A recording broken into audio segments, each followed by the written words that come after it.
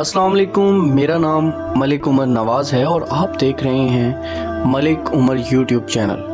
آج ہم بات کریں گے پاکستان کی تاریخ کے بڑے جنازوں کی۔ امام احمد بن حنبل نے فرمایا تھا کہ ہمارے جنازے ہماری حقانیت کا فیصلہ کریں گے۔ جب ان کا انتقال ہوا تو بغداد میں لاکھوں لوگ جنازے میں شریک ہوئے اور اس جنازے کی شان دیکھ کر لاکھوں غیر مسلم نے اسلام قبول کیا۔ 31 اکتوبر 1929 بروز جمعرات کمیاں والی جیل میں غازی علم الدین شہید کو گستاخ رسول راجپال کو قتل کرنے پہ پھانسی کی سزا دے کر شہید کر دیا گیا۔ غازی علم الدین کو پھانسی کے بعد برطانوی حکومت نے بغیر نماز جنازہ جیل کے قبرستان میں دفنا دی گئی، جس پر مسلمانوں نے شدید احتجاج کیا اور علامہ محمد اقبال نے ایک مہم چلائی اور آخر کار 15 دن بعد غازی علم الدین کی میت کو قبر سے نکالا گیا تو ان کا جسم پہلے دن کی طرح تر و تازہ تھا۔ دسمبر کی ایک یخ بستہ صبح کو غازی کی میت لاہور لائی گئی، جہاں ان کی نماز جنازہ پڑھائی گئی، جو تاریخ کا سب سے بڑا جنازہ کہلاتا ہے۔ جنازے کا جلوس 5.5 میل لمبا تھا۔ نماز جنازہ یونیورسٹی گراؤنڈ میں ادا کی گئی۔ اس وقت جب لاہور کی آبادی 5.5 لاکھ سے بھی کم تھی، اس وقت جنازے میں 6 لاکھ کم و بیش عشاقان رسول موجود تھے۔ ہندوستان میں موجود جید علماء کرام و مشائخ بھی کونے کونے سے رسول اللہ صلی اللہ علیہ وسلم کے سچے عاشق کے دیدار کے لیے لاہور آئے۔ تدفین کی ذمہ داری مولانا ظفر علی خان، حضرت علامہ مولانا محمد اقبال اور سید دیدار علی شاہ نے فرمائی۔ علامہ محمد اقبال اور سید دیدار علی شاہ نے اپنے ہاتھوں سے غازی علم الدین شہید کو لحد میں اتارا، جس پر مولانا ظفر علی خان نے کہا تھا، کاش یہ مقام مجھے نصیب ہوتا۔ اس موقع پر علامہ محمد اقبال نے فرمایا تھا کہ یہ ترکھان کا لڑکا ہم سب پر بازی لے گیا، اور لوگوں نے عقیدت میں اتنے پھول نچھاور کیے کہ میت چھپ کر رہ گئی۔ سید احرار مجاہد ختم نبوت، مجدد خطابت تحریک ختم نبوت کے روح رواں سید عطا اللہ شاہ بخاری 21 اگست 1961 کو ملتان میں انتقال کر گئے۔ انہوں نے 50 برس بھرپور قومی و ملی خدمات میں گزارے۔ ان کے جنازے میں تقریباً 2 لاکھ لوگوں نے شرکت کی۔ ان کی نماز جنازہ ان کے فرزند اکبر مولانا سید ابو ذر نے پڑھائی۔ ان کی جو نماز جنازہ تھی اس کو 8 بڑے بانس لگا دیے گئے، کیونکہ ہر بندہ ان کے جنازے کو کندھا دینا چاہتا تھا۔ آہستہ آہستہ تمام سڑکیں، میدانیں، چھت لوگوں سے بھر گئے۔ 1 میل لمبا جنازے کا جلوس تھا۔ ان کی وصیت کے مطابق انہیں عام قبرستان میں سپرد خاک کر دیا گیا۔ مولانا احمد علی لاہوری۔ لاہور کی زمین میں بہت سارے اللہ والے سوئے ہوئے ہیں۔ انہی اولیاء اللہ میں احمد علی لاہوری بھی ہیں۔ آپ نے پاک و ہند کی مساجد میں درس قرآن اور مدارس میں دورہ تفسیر قرآن کی روایت قائم کی۔ مولانا احمد علی لاہوری 17 رمضان المبارک 1962 کو بروز جمعۃ المبارک کو 77 سال کی عمر میں اس دنیا سے رخصت ہو گئے۔ 9:30 بجے عشاء کی نماز کی نیت کی اور سجدے کی حالت میں ان کی روح پرواز کر گئی۔ اس شخصیت نے 40 سال لگاتار درس قرآن اور لوگوں کے دلوں میں دین کا چراغ روشن کرنے کا ذریعہ بنے۔ جس دن انہوں نے وفات پائی اس دن بھی درس قرآن دیا اور اگلے دن آپ کا جنازہ تھا، تو آپ کی وصیت کے مطابق پہلے درس قرآن دیا، بعد میں پھر آپ کی نماز جنازہ پڑھائی گئی۔ جب آپ کا جنازہ اٹھا تو لاکھوں لوگ آپ کی عقیدت اور محبت میں اشکبار اور جنازے کو کندھا دیتے ہوئے نظر آئے۔ آپ کی تدفین 24 فروری 1962 کو میانی صاحب قبرستان میں کی گئی۔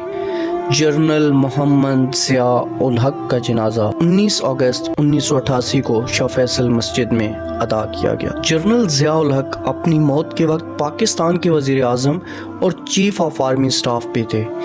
ان کی ایک حادثاتی موت 17 اگست 1988 کو ایک طیارے حادثے میں ہوئی۔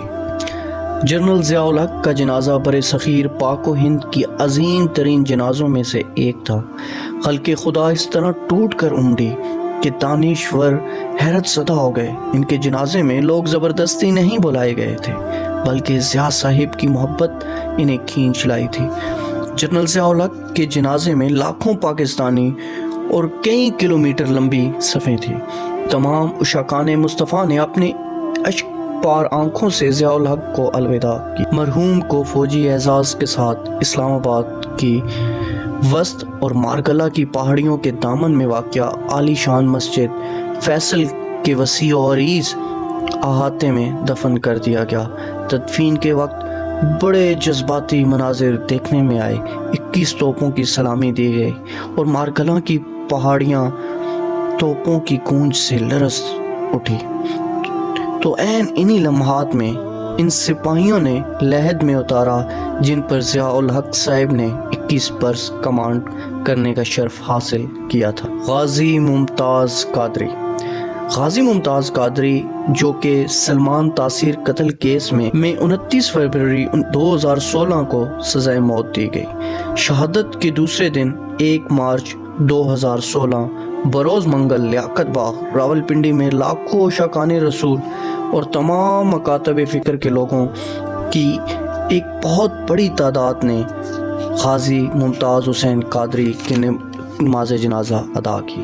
نماز جنازہ پاکستان اور بر صغیر کی تاریخ کا سب سے بڑا جنازہ سمجھا جاتا ہے۔ نماز جنازہ لیاقت باغ میں پڑھائی گئی۔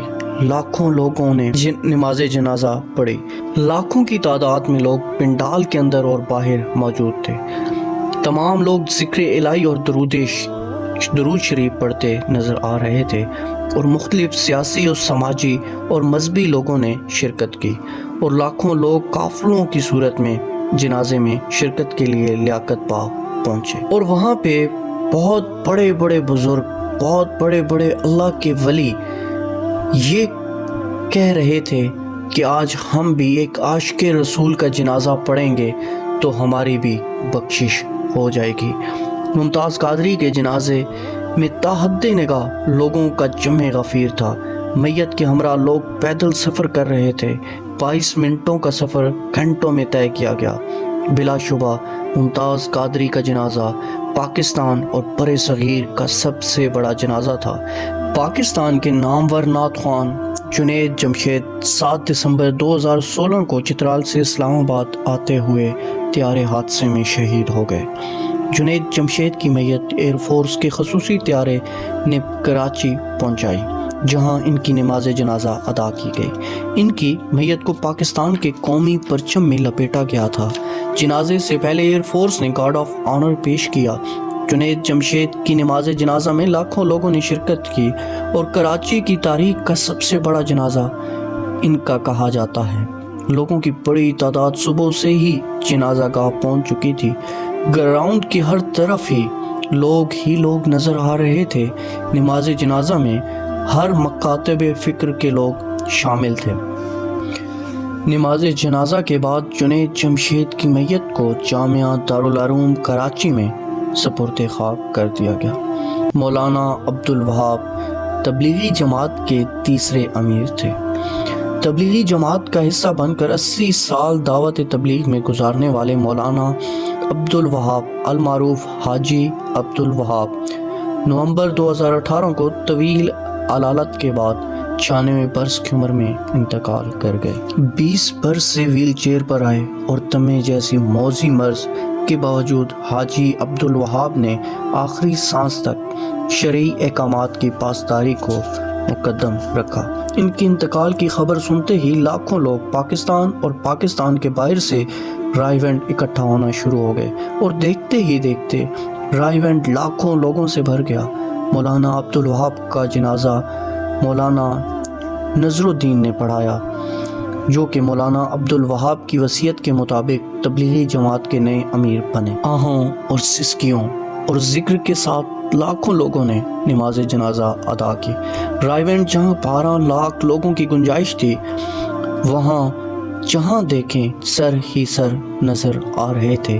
اس جنازے کا شمار پاکستان کے بڑے جنازوں میں ہوتا ہے۔